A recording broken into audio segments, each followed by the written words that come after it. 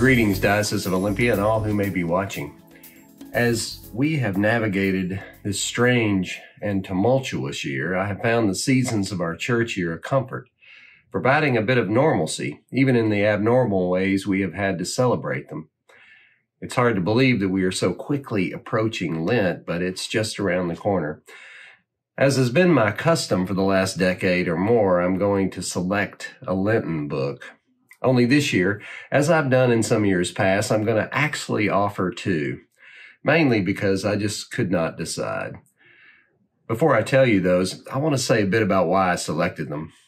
In speaking of this strange last months, of course, I'm referring to the pandemic of COVID-19, but also to the exposed pandemic of racial injustice, which is also revealed in this last year, to the great and steep division that exists in this country right now. There are some in the church who are insisting that I and all other church people, leaders and lay alike, simply ignore all of this. But folks, this is the water we swim in. We didn't take the vows we did to become Christians, to follow Christ in order to be made into potted plants sitting in a corner. No, exactly the opposite. We took the vows to build the kingdom, not just sit back and wait for it to fall in our laps. Something is required of us. And I think this year what is required of us is to look deeply into ourselves, to truly and honestly assess where we fall in the division we live through, the exceptionalism we live in right now, especially for the white people, which definitely includes me, to examine how we play into, benefit from, take advantage of white supremacy, and thereby enabled it to continue.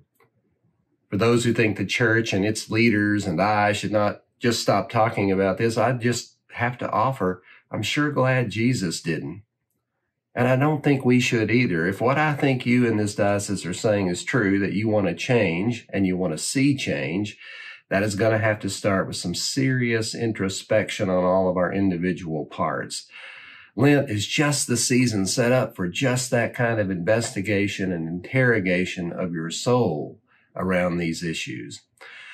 And so for all of those reasons, I have selected two books as my offerings for further study and introspection during this strange Lent.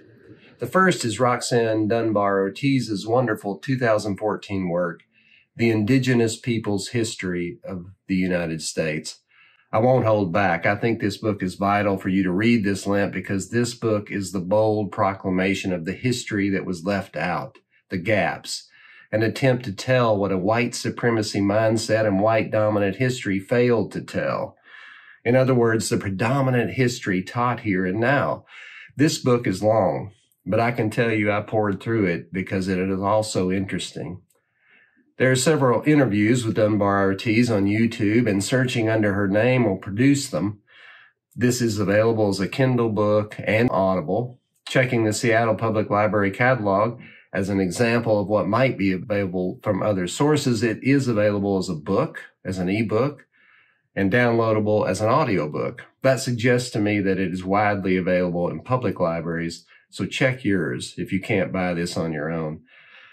A corollary book is available, and we will have it, and all these I am mentioning in our resource library at D-House as well. I especially want to speak of one, The Indigenous Peoples' History of the United States for Young People, which came out in 2019. It's also available at Seattle Public Library, and the blurb on it on Amazon says, going beyond the story of America as country discovered by a few brave men in the New World, Indigenous human rights advocate Roxanne Dunbar Ortiz reveals the roles that settler colonialism and policies of American Indian genocide played in forming our national identity. The Guide for Young People is adapted by curriculum experts and includes discussion topics, archival images, original maps, recommendations for further reading, and other materials to encourage students, teachers, and general readers to think critically about their own place in history. The second book I will recommend for this Lenten journey inward is author and fellow Seattleite Ijeoma Oluo. Her new book, Mediocre, The Dangerous Legacy of White Male America. I selected this book, again, because I liked reading it so much and learned so much from it, but even more because she is speaking of experiences really close to home for those of us in this diocese. She walks the same streets, drives the same roads, lives here, and this is her experience. Her first book, So You Want to Talk About Race, is equally as good. And our diocesan staff, and I know many of your congregations, have read and studied that book. There are several interviews with Oluo available on YouTube, and searching under her name will produce them.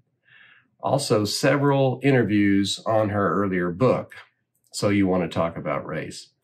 This is available as a Kindle book and as an audio CD, and no doubt it's widely held by several formats by public libraries. So I hope you have a good Lent, which for me would mean enough time to do some inside reflection as to what you individually are willing to do to move yourself, and by so doing, all of us closer to the beloved community. I hope these books might help you with that work. So blessed Lent, and blessings to all of you.